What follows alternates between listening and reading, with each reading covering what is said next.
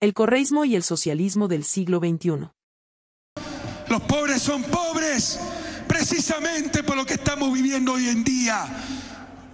Menos del 2% de las familias poseyendo el 90% de las grandes empresas y oponiéndose a un justo tributo a la herencia, y de esa manera perpetuando una sociedad que produce y reproduce la desigualdad, la exclusión, la injusticia. Por eso tenemos pobres en la patria, no porque nuestra gente no trabaje, no porque sean tontos, como dice con tanta soberbia, arrogancia, la burguesía, los hijos de la burguesía. El gobierno de Rafael Correa y su movimiento Alianza País fue el régimen político que gobernó al Ecuador desde el año 2007 hasta el 2017, proclamando como sus objetivos la implementación del socialismo del siglo XXI y del desarrollo sustentable y sostenible de la sociedad ecuatoriana, desde el socialismo y un estilo de vida humanista, lo cual se ha denominado como buen vivir.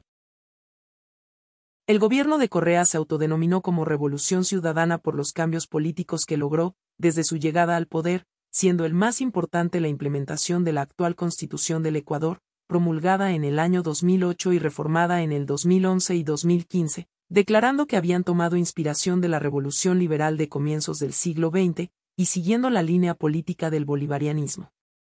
Mientras sus detractores criticaron el estilo autoritario de gobernar junto con el llamado sobreendeudamiento con China, el cual el gobierno negó y hasta la actualidad no ha sido comprobado. Su gobierno adoptó algunos lineamientos ideológicos del llamado en ese entonces socialismo del siglo XXI, concepto creado y difundido en 1996 por Heinz Dietrich Steffen, acogido por Hugo Chávez en Venezuela para su proyecto de construcción de una nueva sociedad, y también en Bolivia por Evo Morales, con el mismo propósito de empoderar a los grupos sociales marginados de la sociedad. En la práctica económica, el modelo se nutre de fuentes y programas que defienden una gran intervención del Estado en la actividad económica, en consonancia con la política keynesiana que privilegia un protagonismo y rol importante del aparato gubernamental, e incluye claras posturas asistencialistas en el campo social, lo cual sitúa a Alianza País como un movimiento político con algunos tintes populistas. Este difiere del socialismo tradicional pues no contempla la propiedad de los medios de producción por parte del Estado, aunque el mismo sea el pivote para impulsar la producción y el desarrollo económico del Ecuador. El socialismo del siglo XXI está fundamentado sobre todo en la acción colectiva y no en el individualismo, como es el caso del sistema capitalista. En este sentido, el socialismo del modelo ecuatoriano defiende la primacía de la acción social colectiva sobre el individuo y el mercado. También rechaza la lucha de clases, así como la doctrina y el fundamentalismo económico y político. De manera similar, el socialismo del siglo XXI del Ecuador defiende la propiedad privada aunque con una fuerte regulación estatal y, por lo mismo, se aparta de la visión chavista venezolana de construir un sistema semejante al de Cuba.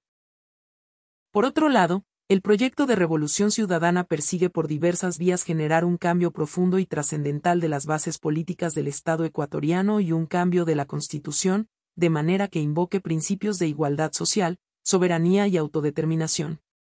Los factores o causas iniciales que dieron origen a la Revolución Ciudadana fueron las malas condiciones de vida de la amplia mayoría de los ciudadanos ecuatorianos, pobreza, desigualdad y exclusión social, sin dejar de lado los grandes problemas del desempleo. El modelo defiende resueltamente la industrialización endógena y el nacionalismo económico y, por lo tanto, practica y promueve una sociedad con mercado, no una sociedad de mercado. Entre los objetivos de su gobierno se definió el Plan Nacional de Desarrollo, PND, entre los años 2007 y 2010. Este fue un esfuerzo por rescatar el Estado y ponerlo al servicio de la ciudadanía a través de la planificación y la participación, instrumentos de una nueva estrategia de desarrollo, que contempla entre sus objetivos el reformar del Estado ecuatoriano. Se expresa en 3 dimensiones. La justicia social y económica como base del ejercicio de las libertades de todos y todas, en una sociedad justa, todos y cada uno de los individuos que la integran gozan del mismo acceso a los medios materiales, sociales y culturales necesarios para subsistir y llevar una vida satisfactoria que les permita autorrealizarse y sentar las bases para el mutuo reconocimiento como ciudadanos iguales. Y la justicia democrática participativa. Por otro lado, se plantean en dos planes como el Plan de Revolución Ciudadana y Plan del Buen Vivir, algunos ejes modulares del crecimiento y desarrollo del país que apoyan y guían al país a la erradicación de la pobreza como una estrategia económica incluyente, sostenible y democrática, modelo de crecimiento para promover la igualdad y justicia social, política fiscal ágil y transparente para promover la iniciativa privada, economía solidaria, y el crecimiento, desde abajo, y aumentar el gasto en función social en rubros de la educación, salud y nutrición que mejoren el capital humano y disminuya la pobreza. Para Rafael Correa, una de sus misiones principales fue redimir al pueblo del pecado social de la pobreza. El gran desafío para nuestra América, el imperativo moral, es vencer la miseria y la pobreza.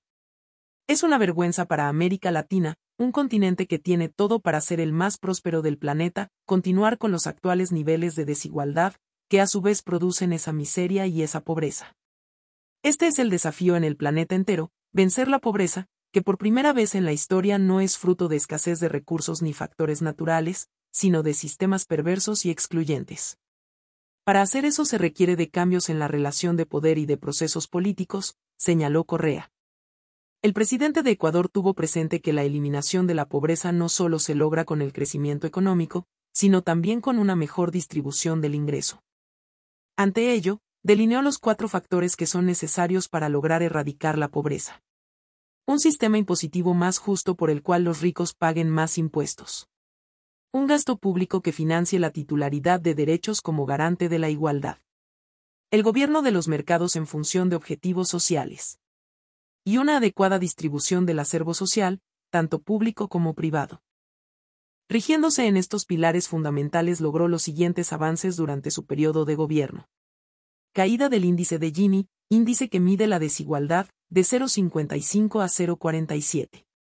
La reducción en la tasa de pobreza del 38,3% al 25,8%, una reducción de 12,5% como resultado de una combinación favorable entre el aumento real del consumo promedio de los hogares y una mejor distribución del mismo.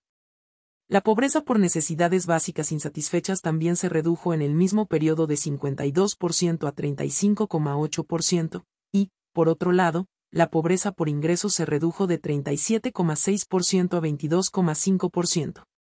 La pobreza extrema por consumo pasó de 12,9% a 5,7%, es decir, una reducción de 7,2%. Reducción de la pobreza multidimensional se redujo 16,5%, es decir que, cerca del 13,25% era pobre en el 2006 y salió de la pobreza en el 2014, es decir, 1,9 millones de ecuatorianos dejaron de ser pobres en 6 años. Evidentemente desde 2007 los niveles de pobreza y desempleo han caído notablemente en el país andino, como podemos evidenciar en esta gráfica, en la cual evidenciamos un pico de pobreza en 1999 con un 52,2%, y en el 2014 un decremento de la misma con un 25,8%. El gobierno de Rafael Correa logró la reducción de la pobreza planteada desde un principio y se explica positivamente debido a el crecimiento real del consumo hizo que la pobreza se reduzca en 5,4 puntos porcentuales. El efecto redistribución provocó una disminución de 7,1 puntos porcentuales. Incremento del nivel de consumo de los hogares a través de un modelo de justicia social en donde el nivel de consumo de los hogares más pobres creció a mayor ritmo que el de los hogares más ricos. Al término de mandato del presidente Rafael Correa se observan efectos positivos en relación a la pobreza, se habla de esto basándonos en los datos estadísticos que nos proporcionan diferentes estudios realizados. Los resultados indican que al 2015 el porcentaje de personas que viven en condición de pobreza extrema multidimensional es del 14,8% y del 35% para aquellos que viven en pobreza multidimensional. En términos del índice de pobreza multidimensional, IPM, que ajusta la incidencia de la pobreza multidimensional por las privaciones promedio de los pobres, indica que en Ecuador entre el 2009 y 2015 existe una reducción de 10,2 puntos de la escala del índice, reducción que se explica por la mejora simultánea en todos los indicadores, lo cual implica que la pobreza ha sido atacada de manera conjunta. De la descomposición del índice se concluye que existen alrededor de 5 indicadores que son potencialmente los derechos en los que hay que priorizar los esfuerzos de política pública, generar oportunidades de empleo adecuado para la población de 18 años y más, incrementar el acceso de agua por red pública, impulsar la afiliación y universalización de la seguridad social, incrementar los años de escolaridad para aquella población entre 18 a 64 años que tiene menos de 10 años de escolaridad. Y mejorar las condiciones de la vivienda en términos de los materiales del piso, pared y techo. En Ecuador se disminuyó en 16 puntos la pobreza. 2 millones de personas salieron de esta categoría y es la primera vez en el país que la pobreza extrema se encuentra en un solo dígito. Por este motivo, se llama al gobierno de la Revolución Ciudadana como la década ganada. Hemos avanzado lo que nunca se había avanzado. Ese es el mayor legado que dejaremos, una economía mucho más justa.